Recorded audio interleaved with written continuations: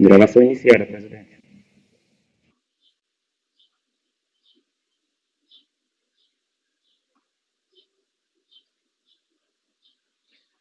Senhores, bom dia ainda. Hoje estamos no dia 1º de setembro de 2020, ainda às vésperas aí de chegar às 11 horas da manhã, mas tendo cumprido integralmente a pauta da sessão da manhã deste dia 1º, como nos faculta a nova redação do artigo 11 da portaria 17296 do CARF, né? Essa nova redação foi dada pela portaria 18077-2020, a gente vai antecipar o início da reunião de julgamento da tarde de hoje, do dia 1º de setembro.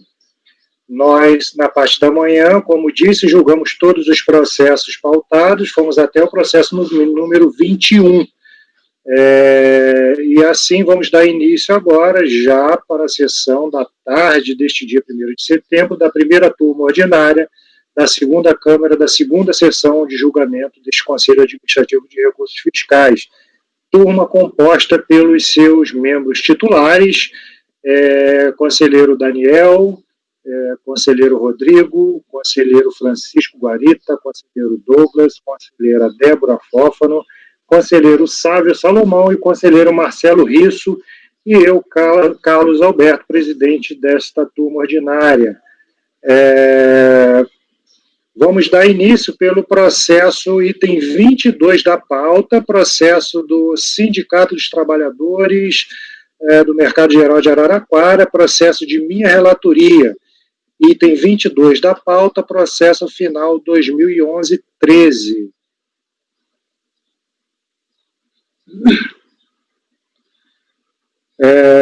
Senhores, trata-se de um processo de descumprimento de obrigação acessória, capitulado aí no CFL 35, porque o contribuinte deixou de apresentar informações requeridas pela fiscalização. Por conta da peculiaridade do caso, eu vou direto ao voto.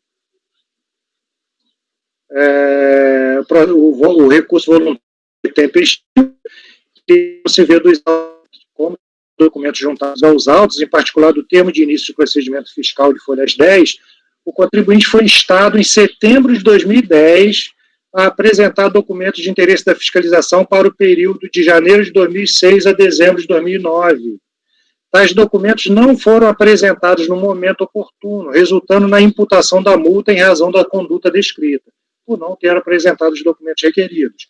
No curso da impugnação, a defesa pleiteou a nulidade da autuação, lastreada basicamente em argumentos relacionados à isonomia, legalidade e ampla defesa, afirmando que apresentou documentos cuja análise evidenciou que nada tinham a ver com as informações requeridas, do que resultou a manutenção da exigência. No recurso voluntário, o contribuinte não apresenta qualquer descontentamento em relação à decisão recorrida, mas apenas aproveita de tal instrumento recursal para, em outubro de 2014, apresentar as informações que foram a ele solicitadas em setembro de 2009. Naturalmente, em razão do prazo de que dispõe a Fazenda Pública Tributária, lançamento, se o fisco tivesse aguardado até agora para ver a solicitação fiscal atendida, de certo que nada mais poderia lançar. Mas o fato é que a autuação sobre apreço decorre de conduta que constitui fato gerador de uma obrigação acessória, pois o artigo 115 da 5.172 de CPN é claro ao estabelecer que o fato gerador da obrigação acessória é qualquer situação que, na forma da legislação aplicável, impõe a prática ou a abstenção de ato que não configure a obrigação principal. Este mesmo diploma legal dispõe ainda, no seu artigo 113, que a obrigação acessória, pelo simples fato de sua inobservância, converte-se em obrigação principal relativamente à penalidade pecuniária. Trago à colação também a previsão aqui da obrigação da empresa de prestar esclarecimentos à Receita Federal, que está contida no artigo 32 da Lei 8.212. Assim, tendo em vista tudo que consta nos autos, é inconteste que a apresentação da documentação requerida apenas quando a apresentação do recurso não exclui a falta cometida, apenas corrobora a procedência da acusação fiscal por demonstrar que, de fato, ocorreu conduta punível com a penalidade de ofício. E, neste sentido, por tudo que consta nos autos e na descrição acima, eu voto por negar provimento ao recurso voluntário. Senhores, considerações? Então, podemos ir ao voto, processo muito simples. Daniel, como vota? Eu acompanho, presidente. Eu também acompanho, presidente. Larita? Eu acompanho. Douglas? Eu acompanho, presidente. Débora? Acompanho. Sávio? Acompanho. Marcelo? Acompanho. Ok, senhores. Então, o resultado do item 22, processo do Sindicato de Trabalhadores do Mercado Geral de Araraquara, acorda os membros do colegiado por unanimidade de votos em negar provimento ao recurso voluntário. Passemos ao processo 23, processo da Clínica Maranhense de Reabilitação Limitada, processo final 2007-24, relatoria do conselheiro Douglas. Por favor, conselheiro, eu ia chamar a atenção aqui que, pela saída aí da imagem do conselheiro Daniel, a gente viu que ele só fechou a câmera e continua ali linkado na nossa sala virtual. Por favor, conselheiro Douglas, fique à vontade. É um recurso voluntário interposto da decisão da DRJ, que julgou procedente o lançamento de multa por descumprimento da obrigação acessória. De acordo com o relatório da decisão recorrida, a descrição sumária da infração e dispositivo legal infringido, a empresa deixou de prestar a fiscalização, embora solicitada para tal, todas as informações cadastrais, financeiras e contábeis do seu interesse, o que constitui infração ao disposto no artigo 32, inciso 3 da Lei 8212. De acordo com o relatório fiscal, na verdade, está repetido aqui. Depois eu vou... A decisão foi pela manutenção do auto. O contribuinte apresentou recurso voluntário, alegando em apertada síntese que a fiscalização não ocorreu na empresa fiscalizada e, por isso, o auto seria nulo. O relatório fiscal não obedeceu aos requisitos, pois não houve a descrição clara e objetiva dos fatos e cerceamento de direito de defesa. Então, passo ao voto. O recurso voluntário é tempestivo, então conheço. A fiscalização não ocorreu na empresa e, por isso, seria nulo. Não prospera esta alegação, tendo em vista que não é necessário que a fiscalização seja realizada dentro do estabelecimento do contribuinte, sendo possível a realização do procedimento nas dependências do órgão fazendário. Este egrégio CARF já se pronunciou diversas vezes sobre esta alegação, de modo que culminou com a edição da súmula CARF número 6. É legítima a lavratura de auto de infração no local em que foi constatada a infração, ainda que fora do estabelecimento do contribuinte.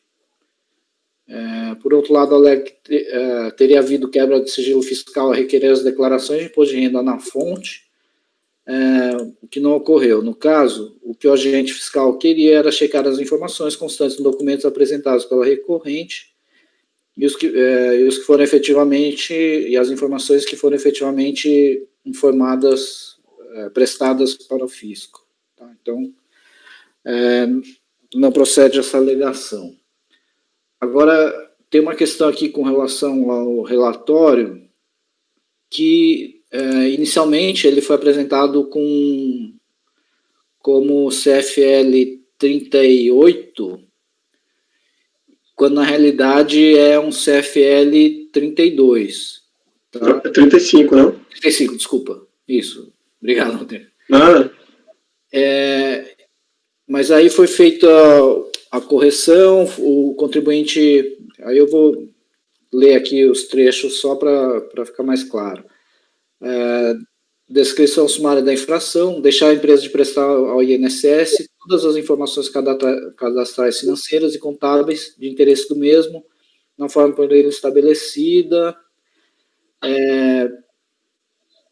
Aí, folha 10 e 11, a ação fiscal realizada na empresa supracitada, instituída pelo MPF e tal, constatou-se que a mesma incorreu na infração Código de Fundamento Legal CFL 38, deixar a empresa, o servidor,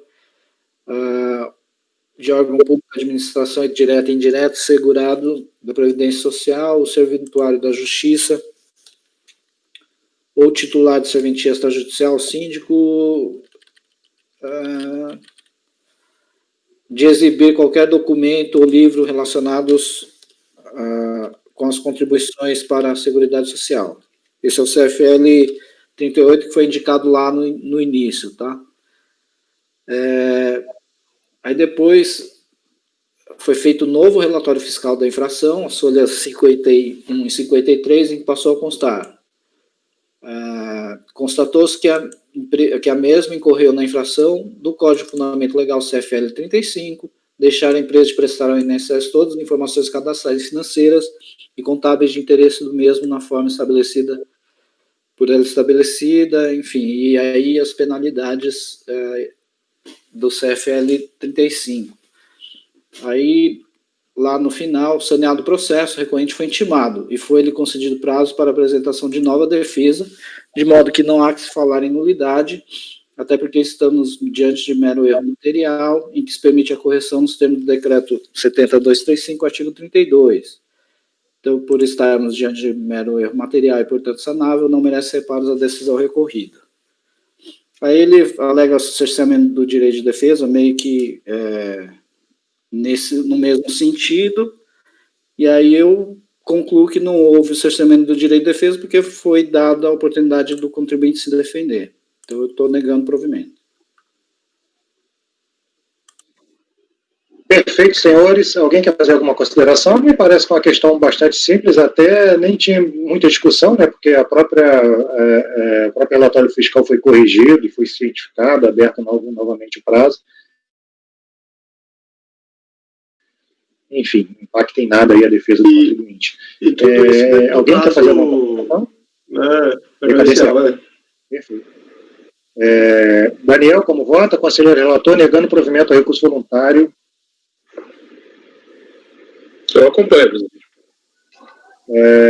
Também acompanho, presidente. Eu também acompanho.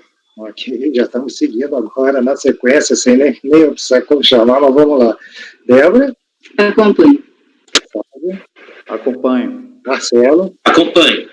Perfeito, senhores. Então, nós estamos aqui no processo 2024. É isso, Douglas?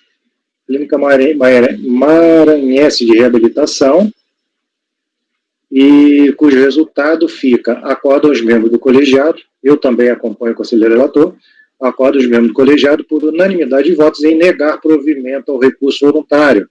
Processo 24 da nossa pauta, processo final 2008-86 do recorrente Nardini Pisos e Revestimentos Limitada, relatoria do conselheiro Francisco Guarita. Por favor, conselheiro Francisco, fique à vontade.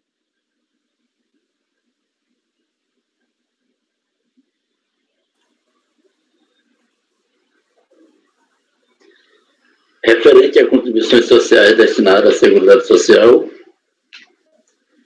eu utilizarei o voto o relatório do voto de primeira instância. Trata de autuação da EBICAD número 37.122.746, visto 1, de valor de R$ 1.254,99, lavado porque a empresa assim verificada deixou de preparar folha de pagamento das remunerações pagas e creditadas ao segurado a seu serviço, de acordo com os padrões e normas estabelecidas, violando o disposto no artigo 32.1 da Lei 8.212/91, combinado com o artigo 225, inciso 1, parágrafo 1 do Regulamento da Previdência Social, aprovado pelo Decreto 3.048/99. A multa aplicada foi de R$ 1.254,89, que foi calculada na forma prevista no artigo 92 e 102 da Lei 8.212/91 e artigo 283, inciso 1, a linha A e 373 do Regulamento da Previdência Social. A decisão de primeira instância decidiu que não assiste razão a contribuinte de acordo com a seguinte emenda. Constitui infração à legislação previdenciária a empresa preparar a folha de pagamento em desacordo com os padrões e normas estabelecidas. Voto.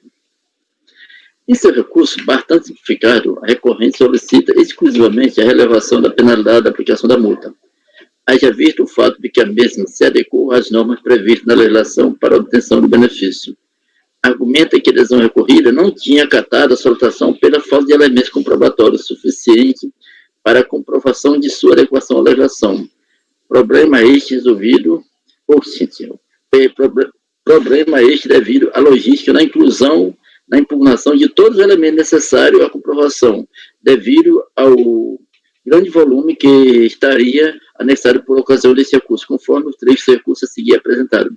Quer dizer, o volume era muito grande e ela não apresentou na impugnação. No entanto, ela terminou apresentando aqui no recurso.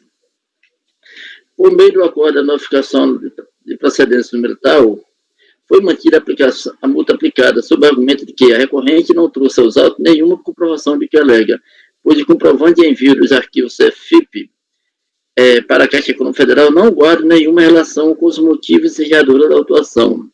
No entanto, ao protocolar sua impugnação, a recorrente pretendia anexar também as cópias das guias de recolhimento do FGTS de informação à Previdência Social, o que não foi aceito pelo órgão receptor, tendo visto o volume de documentos.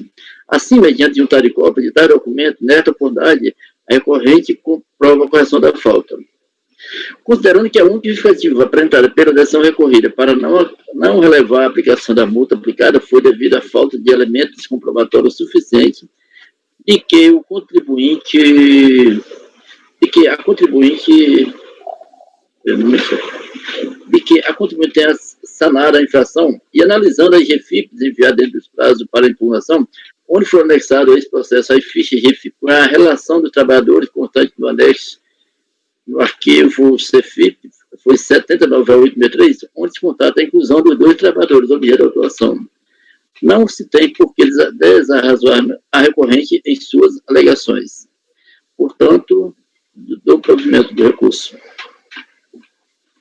Senhores, considerações. Conselheiro Guarita, dando provimento ao recurso, ao notar que a correção da falta, que seria a inclusão de dois únicos trabalhadores, aí teria ocorrido no prazo da impugnação, a partir de novos elementos juntados pelo contribuinte no processo. Alguém quer fazer alguma ponderação? Então, passemos ao voto. Daniel, como vota? Eu acompanho, presidente. Rodrigo? Também acompanho, presidente. Douglas? Também acompanho, presidente. Débora? Acompanho. Flávio? Acompanho. Marcelo? Acompanho. Eu também acompanho o conselheiro relator, acordo aos membros do colegiado por unanimidade de voto em dar provimento ao recurso voluntário. Processo seguinte, recorrente, Joalheria e Ótica RB Limitada, processo também de relatoria do conselheiro Guarita, item 25 da pauta, processo final 2008-41. Por favor, conselheiro, fique à vontade.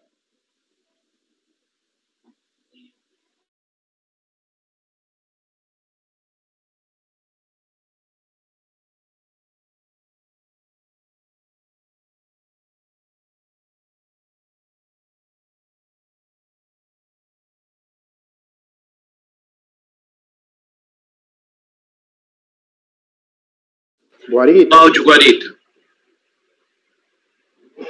Eita, perdão. Eu tinha lido a metade do voto, mas tudo bem. Deixa eu ver aqui. Trata de autuação referente a contribuições sociais destinadas à Seguridade Social. Utilizarei como relatório elaborado por ocasião do voto condutor, primeira instância. O contribuinte acima identificado foi autuado por deixar de exibir documento ou livro relacionados com as contribuições previstas na Lei 8.212/91. De acordo com o relatório fiscal da infração, as folhas 8, o sujeito passivo deixou de apresentar o livro diário do exercício 2007. Esse relatório informa também que não constam autuações em ações fiscais anteriores.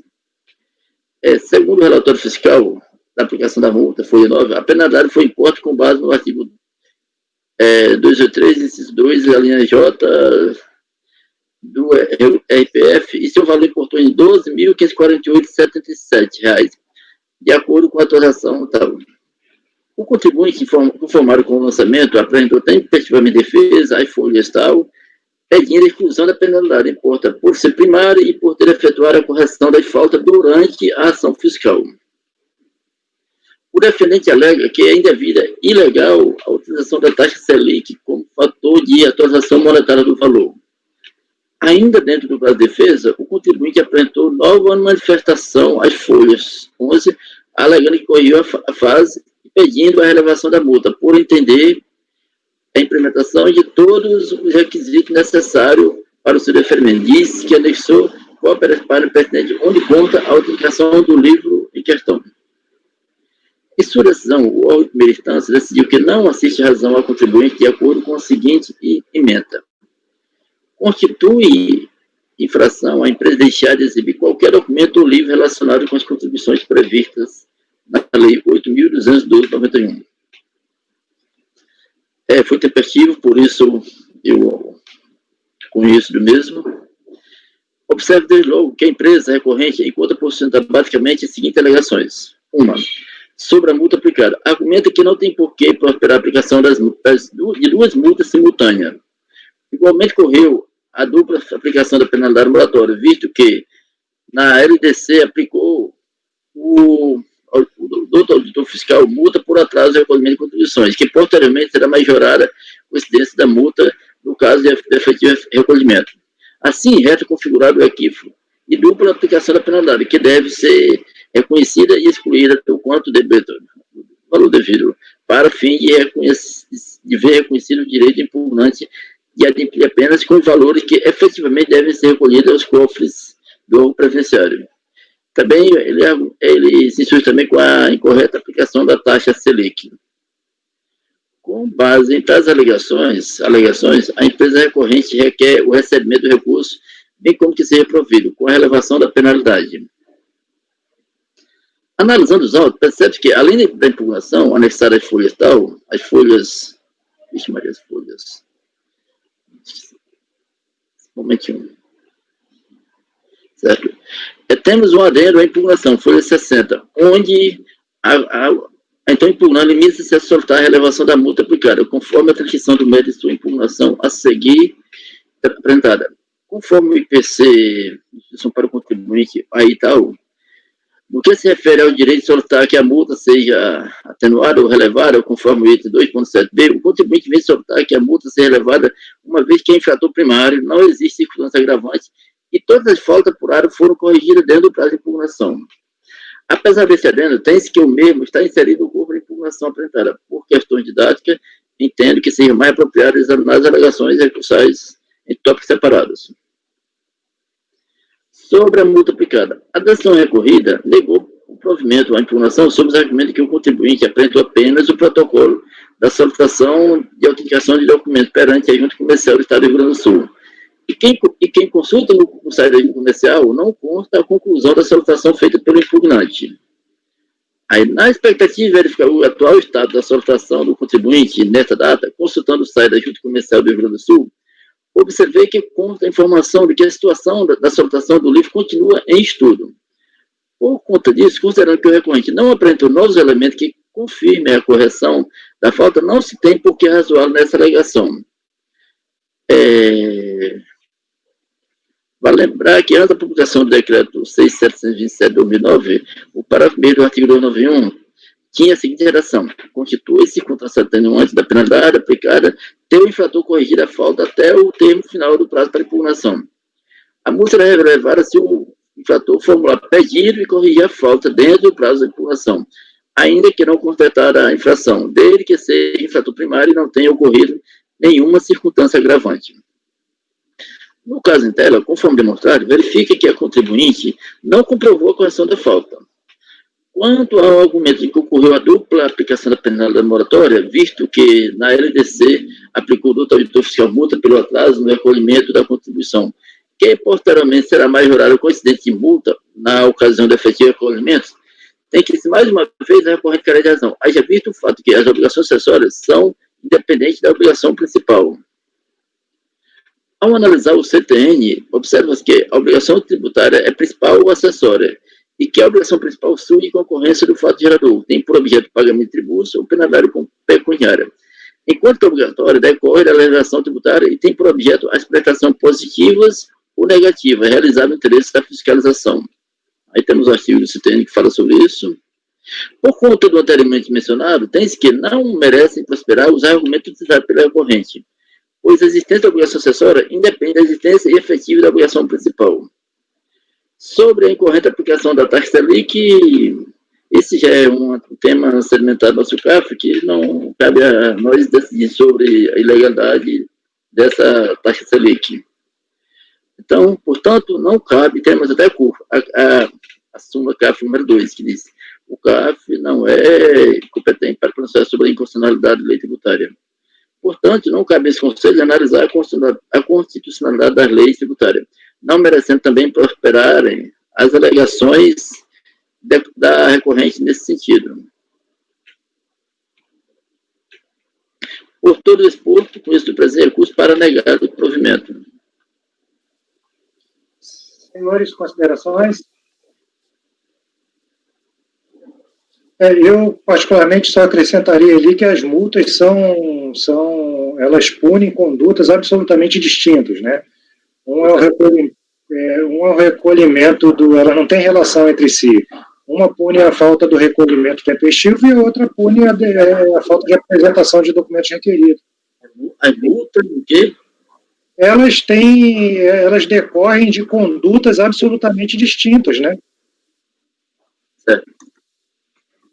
Ele alega que precisa pagar com multa, lá vai pagar por multa porque está recolhendo em atraso. E aqui a multa é devida por ele não ter apresentado um determinado documento. Senhores, considerações? Daniel, como vota? Conselheiro relator negando provimento ao recurso voluntário. Daniel, por favor. Eu acompanho, presidente. Rodrigo, Eu também acompanho, presidente. Douglas, Presidente. por favor, Douglas, pode repetir? Acompanhe, presidente. Débora, Acompanho. Sávio, Acompanho. Marcelo. Acompanho. Eu também acompanho o conselheiro relator, então o resultado do processo 25 fica nos seguintes termos. Acorda os membros do colegiado por unanimidade de votos em negar provimento ao recurso voluntário. Processo seguinte, também de relatoria do conselheiro Guarita, item 26 da pauta, processo final 2007-61, recorrente 6.000, Centro de Ensino Superior de Minas Gerais. Por favor, conselheiro Guarita, fique à vontade. Também referente a contribuições sociais destinadas à Seguridade Social, também utilizarei o relatório elaborado no curso de voto relativo ao igualamento de primeira instância. Fato de lançamento de crédito previdenciário consolidado em 20/11/2006 do montante de R$ 326.487,14, referente a contribuições devidas à Seguridade Social, correspondente à parte dos segurados, à parte da empresa e a do financiamento de benefícios concedidos em razão do grau de incidência de capacidade laborativa decorrente dos riscos ambientais do trabalho, SAT-RAT, e a contribuições devidas a terceiro, salário, educação, INCRA, incidência sobre o pagamento e remuneração à segurança empregada e contribuinte no período de 9/2001 a 10/2005. De acordo com o relatório fiscal, as folhas tal, o crédito foi levantado com base na divergência apontada pelo sistema de arrecadação do INSS e pelos seguintes documentos apresentados pelo contribuinte: guia de recolhimento do FGTS, informações da GFIP, comprovante de recolhimento e folha de pagamento do terceiro salário. Alega, em síntese, que os valores lançados não contemplaram os pagamentos de acréscimos legais efetuados. A diferença recolhida na apuração sobre os pagamentos registrados na folha de pagamento e os créditos relativos aos pagamentos efetuados é maior em relação ao 13º salário de 2003. Conforme a documentação anexa, solicita a inclusão do referido valores e o novo cálculo débito para posterior parcelamento. Porque, na realidade, ele, por ocasião da impugnação, ele apresentou das folhas 60, 90, aquele pagamento que incluía em algumas contribuições e outras só multas, e achou que a autuação não considerou aquele pagamento. A DRJ analisou e percebeu que realmente houve a alocação daqueles valores, no caso, não dando razão ao contribuinte. Em sua decisão, o julgador de primeira instância decidiu que não assiste razão ao contribuinte, de acordo com a seguinte emenda: fato gerador informado em GFIP, deve declarado e não pago, lançamento procedente. É procedente o lançamento efetuado com base na divergência apurada entre o valor devido declarado na GFIP pelo possível passivo e os valores recolhidos através da guia de previdência social. voto. É tempestivo, por isso vou analisá-lo. Ele fala inicialmente sobre o depósito recursal, que isso não é motivo de debate no tema. Concedido, não foi dispensado. Continuando com seu recurso, em suas razões meritórias, a recorrente limita-se por sustentar as seguintes alegações. Frise, primeiramente, que o acordo leva em conta mês 13, sendo impossível mensurar a competência que referiu ao acordo, impossibilitando totalmente a defesa desse ponto. A IGPS anexa demonstra todos os acréscimos legais devido ao que eu falei, a folha 6090. A IGPS anexa demonstra todos os acréscimos legais devidos e pagos pela recorrente, relativamente às contribuições previdenciárias lançadas administrativamente, traduzido também, como escrito, processo em cobrança de valor requisitado. Sendo assim, ante todos os fundamentos expostos, e guias IGPI da folha 6192, requer que seja cassado ou revogado a decisão que julgou procedente o crédito previdenciário lançado, apreciando as razões acima para que seja considerada improcedente a autuação efetuada, reformando e anulando totalmente o acordo recorrido. Seja outro sim feita a confrontação entre os débitos cobrados e as guias de preço social de pagamento juntado à folha 1092 para a comprovação da quitação das contribuições previdenciárias lançadas. Com base em tais alegações, a empresa recorrente requer o recebimento do recurso para que seja cassada a decisão que o procedente previdenciário com a respectiva confrontação entre os débitos cobrados e as guias de pagamento juntadas à folha 6192 para a comprovação da quitação das contribuições previdenciárias lançadas. A decisão recorrida, ao se posicionar sobre a autuação, manifesta no sentido que os valores das guias informados pela empresa, certo? Corresponde exatamente ao valor da guia considerado pela fiscalização fiscal, conforme o relatório de documentos apresentados, folha 32 e 34, conforme o trecho da referida decisão a seguir apresentados. Conforme, duas vezes. A empresa não a decisão, segunda decisão. A empresa não anexou qualquer documento que apontasse erro na apuração do levantamento. Desculpa aí. A empresa não anexou qualquer documento que apontasse erro na apuração de levantamento ou comprovante que a IGFIP, sobre as quais baseou-se a fiscalização para apurar o valor devido, foram apresentados com erro. Na pendência financeira elaborada pela própria notificada, consta duas colunas, valor, folha para INSS e valor apurado 6 mil, sem qualquer apresentação justificativa das diferenças apuradas. Isso é a decisão da RJ. A empresa também se insistiu em relação aos valores deduzidos do débitos informados na coluna GPS do relatório da ADIA. Com efeito, os valores deduzidos do débito apurado na competência 2002, 9, 2, 2003, 4, 2003, 7, 2003, 5, 2004, 7, 2004 e 10, 2004 correspondem a valores inferiores ao valor recorrido de GPS.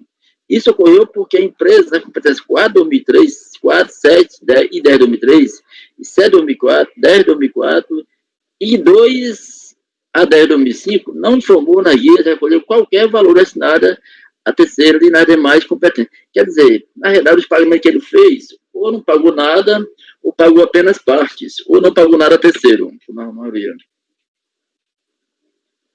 De antemão, ao se deparar com a menção da recorrente de que o mês 13 a sua conservação de recursos é impossível mensurar a competência que se referiu ao acordo, impossibilitando totalmente a defesa nesse ponto, percebe a falta de sincronia recorrente em relação à sistemática de apuração dos tributos devidos, como também demonstra falta de familiaridade com os termos usados e explicitados pela fiscalização por ocasião da apuração dos tributos devidos.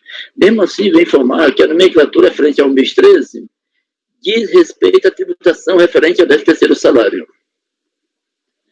Quanto à solicitação do recorrente de que seja feita a confrontação entre os débitos cobrados e as guias de GPS de pagamento juntadas foi o 1092 para a comprovação da quitação das contribuições previdenciárias lançadas, tem-se que, ao se analisar o DAD, destinativo analisa do débito, anexo às folhas 5 a 15, é feita uma demonstração detalhada de todos os débitos, com a respectiva consideração pelo sistema de batimento de todos os pagamentos efetuados pelo recorrente, inclusive da GPS apresentada pelo recorrente em seu recurso. Por exemplo, nas competências 4 e 10 de 2003, consta no DAD débito relativo a terceiro. Na IGPS acortada a esse processo por recorrente 1192, conta o pagamento a título de tributo da empresa, de juros e ou multa. No entanto, não conta o pagamento referente à contribuição de terceiro, sendo que a diferença apurada no valor de R$ 1.679,58, R$ 2.583,79, respectivamente, foram objeto da atuação em análise. Quer dizer, ele argumenta que tinha feito pagamento e não foi considerado, não é verdade, como também ele fez outros, fez por metade, por isso que a fiscalização lançou diferença. Esse entendimento demonstrado pela atuação, confirmado pela ação recorrida, é apresentado no relatório fiscal, mais precisamente a folha 55, onde é mencionado que as informações constantes da GFIP são repassadas para o sistema Águia, que também registra o recolhimento efetuado pela empresa através da GPS, que a partir daí fez o confronto dessa informação e registrou o pagamento a menor nas competências em questão, além da constatação de existência de recolhimento com acréscimos legais em valores inferiores ao devido, ou mesmo sem o recolhimento, conforme o trecho referido relatório a seguir apresentado. Aí no relatório vai explicar aqui ele exatamente isso. Ademais, considerando que o recorrente não trouxe novas insurgências ou elementos, chega à conclusão de que o mesmo carece de razão em seus insurgimentos. Por tudo exposto e por tudo que conta os autos, com isso perante recurso voluntário para no mérito negar o provimento.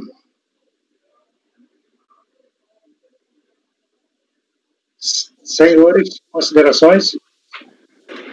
Presidente, Pois não? estava verificando aqui, eu acho que tem uma competência talvez que tenha decaído. A primeira, de setembro de 2001, no lançamento GFI, que a fiscalização, ela reconhece que houve recolhimento parcial, e como foi, isso está nas folhas 8, até no relatório também, e o termo de encerramento, as folhas 54, foi assinado em 23/11/2006. Talvez pelo 150 tenha, pelo menos essa competência tenha decaído. 23/11, né? Isso. E você está falando a competência? 9/2001, que é a diferença.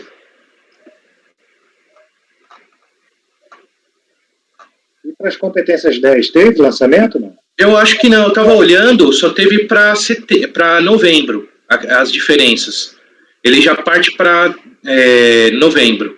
Não tem competência 10.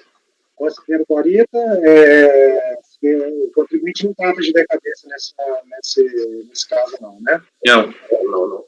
Você entende, conselheiro Garita, é pertinente aí reconhecer, por se tratar de matéria de ordem pública, reconhecer de ofício essa decadência do valor lançado para a competência 9 de 2010, né? 2001, presidente. 9 de 2001. 9 de 2001. Folhas 8 no lançamento GFI, que são as diferenças. É que já não saiu na BRJ não, Marcelo? Você chegou a ver? Não, eu dei uma olhada no relatório do Guarita, né? Não consta.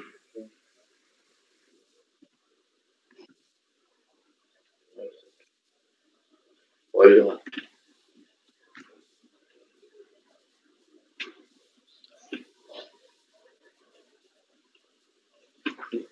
Vou analisar aqui um momentinho.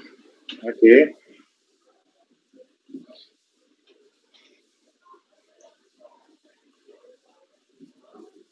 Não. É isso.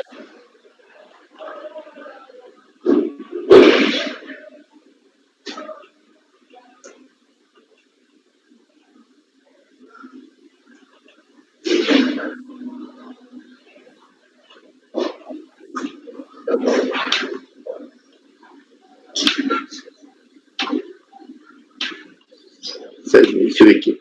Pelo processo, um momentinho.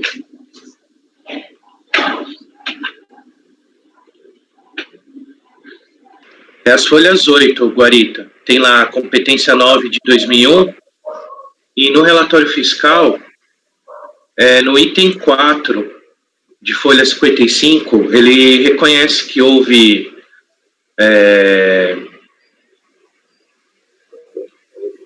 recolhimento a menor E uma das competências é a de 9 de 2001. Folha 8, no caso. Isso, folhas 8. E está esclarecido no item 4 de folha 55 do relatório fiscal. A ciência foi quando mesmo? Foi 11 de 2006. Tá, as folhas 54.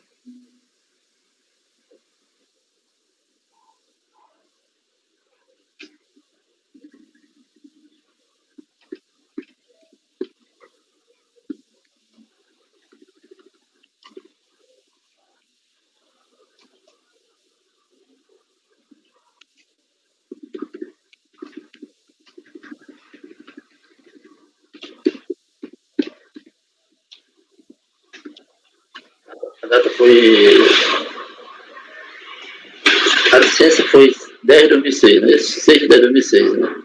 Não, foi em 23 do novembro. 11. Foi em novembro. Folha 54. Qual a página, Marcelo? Oi? Qual a página mesmo?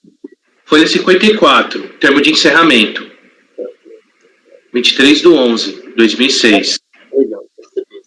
23 de 11, né? No caso... Até 10 estariam decaídos, no caso, se fosse o caso. Né?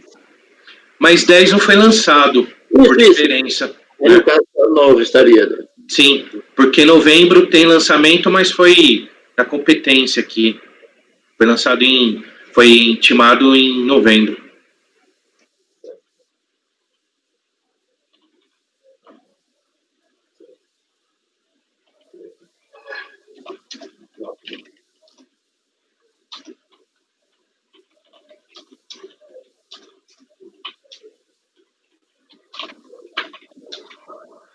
Não, certo. Deixa eu ver a folha 62, tem o pagamento. A fiscalização já reconhece. Qual a página que ela reconheceu? Folhas 8 e no relatório fiscal, de folha 55 no item 4.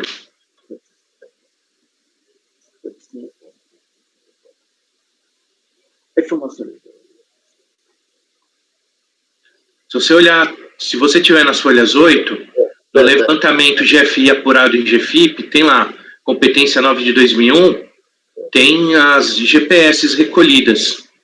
E ele lançando a diferença. E no relatório fiscal, folha 55, no item 4, ele também reconhece isso.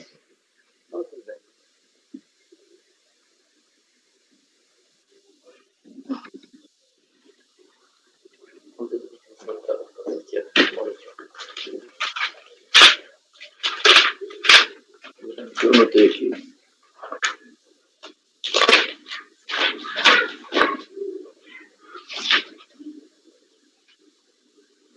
Porque, na realidade, que nos... Certo? Porque nos GPS que eles iam pago, que lá que anexou, não tinha pagamento referente a 9 de 2000. É por isso que eu não meti esse detalhe, entendeu? Aí o... 9 de 2020. Conselheiro, é só para a gente definir, diante dessa constatação, afirmação da própria autoridade lançadora de que houve pagamento parcial, Certo. então você entende que está extinto pela decadência até a competência 9 de 2001? Sim, com certeza. Ok. Senhores, considerações adicionais? Daniel, Não, presidente. conselheiro relator, votando por reconhecer de ofício, em sede preliminar, a extinção pela decadência do débito lançado para a competência 9 de 2001. Eu acompanho, presidente. Rodrigo. Também acompanho, presidente. Douglas. Acompanho, presidente. Débora. Acompanho. Sávio. Acompanho. Marcelo. Acompanho. Eu também acompanho o conselheiro relator e o resultado fica: acorda os membros do colegiado por unanimidade de votos, de ofício, em sede preliminar, reconhecer a extinção pela decadência do débito lançado para a competência 9 de 2001. Quanto ao mérito, por unanimidade de votos, em negar provimento ao recurso voluntário. Senhores, processo seguinte, processo item 27, relatoria do conselheiro Douglas, Associação da Companhia Rio Grandense de Telecomunicações, deve ser isso. De aposentados, né, da Companhia Rio Grandense de Telecomunicações, é o que me parece. Mas o conselheiro Douglas, que é o relator, processo do item 27, 2008, final 2008-79, vai nos esclarecer com maior propriedade o nome do contribuinte. É a Associação dos Aposentados da Companhia Rio Grandense de Telecomunicações. É um recurso voluntário interposto da decisão da RJ, que julgou procedente em parte a multa por descumprimento de obrigação acessória. Eu transcrevi trecho da decisão recorrida do relatório produzido. Ela foi autuada por deixar de informar nas guias de recolhimento do Fundo de Garantia na GFIP os valores das notas fiscais, faturas, prestação de serviço emitidas pela Unimed Porto Alegre no período de 11 de 2001 a 12 de 2006. Foi aplicada a multa correspondente a 100% do valor devido relativo à contribuição não declarada em atendimento ao disposto na verdade é um CFL 68 aqui, tá?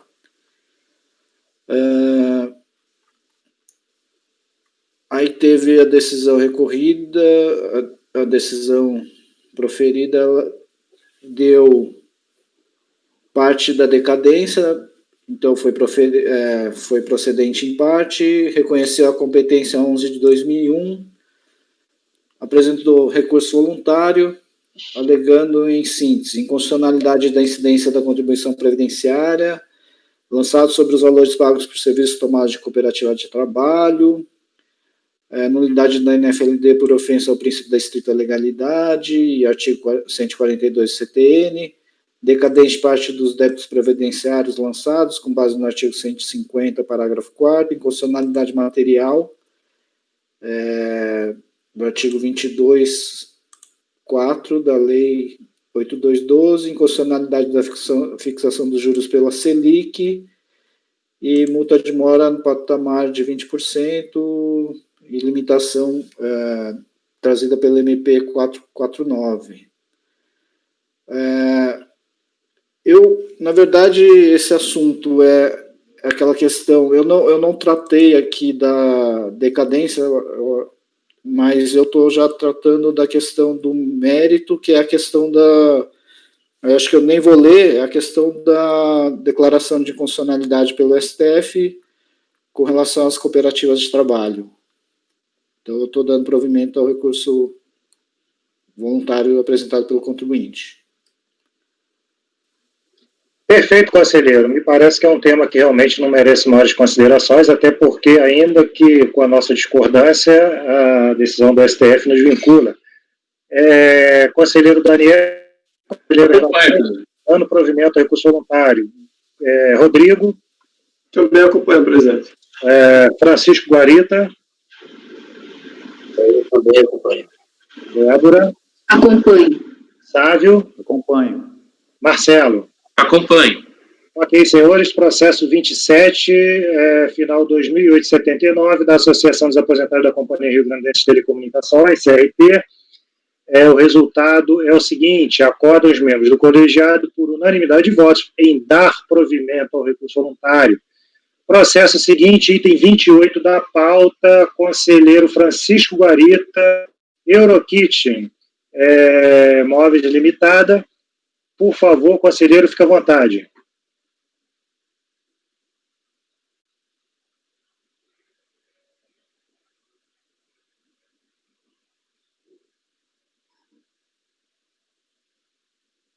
O áudio, Guarita.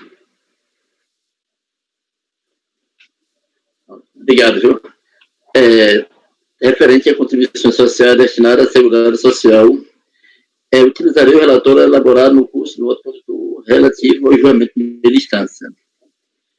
Trata-se de auto-infração lavada contra a empresa empífica em razão de esta, conforme o relatório fiscal, ter deixado de prestar informações em meio digital com layout previsto no Manual Normativo de Arquivos Digitais relativos a 1 de 2003 a 39 de 2007, Não atende dessa forma a obrigação acessória prevista no artigo 32 tal da Lei 8.212 e outras leis.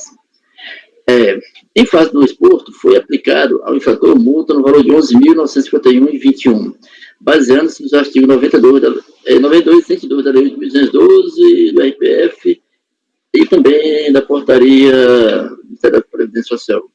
A autuada regularmente notificada apresentou um instrumento de impugnação, a folha 11 a 25, por meio do qual apresenta as seguintes razões.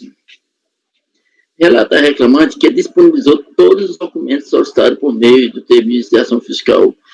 Contudo, além disso, o auditor ainda requereu de forma verbal arquivos em meio digital, os quais não estavam contemplados na relação constando o termo de iniciação fiscal. Isso preliminarmente, exceção de defesa no caso.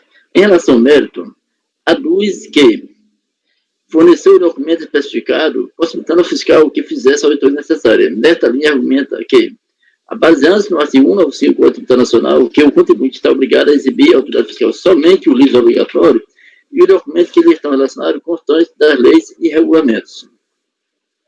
Em sua razão, o órgão de militância decidiu que não assiste razão ao contribuinte. Voto. Atende às condições de admissibilidade, por isso reconheço do mesmo, preço do recurso. Considerando que é recorrente, ao apresentar esse recurso voluntário, idêntico à sua impugnação, não apresentou novas razões de defesa, não apresentou novas provas e nem constituiu qualquer omissão de decisão sobre sua impugnação perante o órgão de primeira instância, como também o fato de que eu concordo plenamente com o decidido pelo acordo recorrido, além de seguir o mandamento do parágrafo 3º do artigo 57 do Regulamento Interno deste Conselho, que reza: em cada sessão de julgamento terá observado a seguinte ordem, tal, aí no parágrafo 3º. A exigência do parágrafo 1º pode ser atendida, no caso, a exigência do parágrafo 1º, certo? No carteamento relatório, pode ser atendido contra a extinção da decisão de primeira instância se o relator registrar que as partes não apresentaram novas razões de defesa perante a segunda instância e propuser a confirmação e adoção da decisão recorrida. Grifo nosso. Então, por conta disso, decido por adotar como voto a decisão integral do julgador originário, a qual transcrevo a seguir. Sobre a preliminar. Contata-se que não procede a alegação da empresa de que o auditor fez solicitações de arquivos digitais oralmente, já por lá consta expressamente informação em meio digital em layout previsto no manual normativo de arquivos digitais da SRP atual ou em vigor à época de ocorrência de fato gerador. Observa-se que o documento encontra-se devidamente construído, sendo assinado por procurador da empresa, o senhor Delcio Luiz Moreira, em 7 de janeiro de 2008. Ademais, quanto à inviabilidade da geração dos arquivos na forma prevista em manual próprio, tem-se que, embora o termo de iniciação fiscal expresse o período da informação constante de 3.99 de 2007, o órgão de fiscalização foi levado por conta de não entrega das mídias contendo informação em digital relativa a 1 de 7 de 2003 a 39 de 2007. Ademais, não aceitava a mera alegação de precariedade no recurso de informática da autuada, por a empresa responsável pela geração de arquivo para se eximir da obrigação imposta pela legislação. No mérito, como se sabe, a obrigação tributária é de duas espécies, principal e acessória. A obrigação acessória, pelo simples fato de estudar uma obrigação principal, converte em obrigação principal relativamente à penalidade pecuniária. Portanto, a exigência por parte da autoridade fiscal para apresentar os arquivos informatizados tem respaldo legal, dada a disposição do artigo 113, parágrafo 2º do CTN, que autoriza a instituição de obrigação acessória em decorrência da legislação tributária. No que diz respeito à argumentação acerca do artigo 195 do CTN, o qual inclui a obrigação da empresa de conservar os lucros obrigatórios de escrituração comercial e os comprovantes de lançamento efetuado, esse dispositivo em nada obsta a criação de outras obrigações acessórias, porquanto, conforme antes debatido, o próprio Código autoriza. Contudo, a obrigatoriedade de apresentar os arquivos não se estende às empresas optando pelo simples, que trata a Lei 917, de 5 de dezembro de 2006, com relação aos fatos ocorridos até 15 de 2007. Assim, é como se disciplina os seguintes atos normativos. Aí fala dos atos, agora menciona os atos. São das obrigadas de apresentação da situação contábil. A pessoa jurídica que optar pelo simples desde que mantenha a estruturação do livro, caixa e o livro de registro de inventário. Ou seja, mas tem que manter a estrutura do caixa e inventário. Logo, com base no acima exposto, fica claro que a mídia contendo pelo menos os arquivos de bloco folha de pagamento do período de 16 de 2007 a 39 de 2007 deveria ter sido apresentada à autoridade fiscalizadora. No que tange ao registro de bloco de lançamento contábil relativo ao mesmo espaço de tempo, o seu fornecimento estaria condicionado ao atendimento a um dos requisitos acima. Porém, não se tem no processo elementos que possibilitem a formação de convicção a respeito desse encargo. Contudo, a situação colocada anteriormente, quanto ao período e ao tipo de dado não informado, não seria suficiente para afetar o valor da penalidade a ser aplicado, o que é fixo. O simples fato de não fornecimento de informação cadastral, contábil, financeira em qualquer período da autoridade fiscal, na forma estabelecida pelo imputado, enseja a expedição de auto-infração no valor combinado. E depois, o procedimento do lançamento atuado. Aí, de acordo com a decisão da DJ, que eu concordo com a mesma, os termos, nego para o provimento do recurso voluntário. Este é o meu voto. Senhores, considerações? Conselheira, relator do caso sob apreço, negando o provimento ao recurso voluntário. Daniel, como vota? Eu acompanho, presidente. Rodrigo? Também acompanho, presidente. Douglas? Acompanho, presidente. Desculpa, Débora. Débora? Acompanho. Sávio? Acompanho. Marcelo? Acompanho. Ok, senhores, eu também acompanho o conselheiro relator. Então, o resultado do processo 28 acorda aos membros do colegiado, por unanimidade de votos, em negar provimento ao recurso voluntário. Senhores, nós estamos a 10 minutos do meio-dia. Queria saber dos senhores qual o sentimento aí, se quer seguir um pouco mais, se a gente interrompe o julgamento para retorno aí, talvez um pouquinho antes, meia, sei lá, a hora que vocês entenderem melhor. Eu sou a favor de interromper, minha opinião. Então, nem vou perguntar mais, que Retornar 1h30 daí. não vai ter nenhum cavaleiro aqui que vai contrariar o interesse da Débora, ok? Mas então, é maioria, presidente. Não, mas eu não preciso nem colher, que eu já sei que todos vão concordar com você. Ok, senhores, então eu vou encerrar neste momento a votação, a gravação. Nós julgamos até o item 28, já da pauta da tarde. Então eu vou encerrar a gravação e peço que o mesmo o senhor Alberto faça na gravação que está fazendo no CARF.